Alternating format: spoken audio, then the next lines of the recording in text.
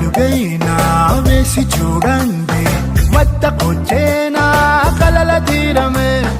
ఒక్క కలనైనా నిజము చేయండి, నిదురపోనంటే గెలుపు ఖాయమే. స్వేచ్ఛ అంటే అర్థం ఏ గుబ్బ పిల్ల కాదు, కోరుకున్న దిశకు ఎగిరి వెళ్ళిపోవడమే.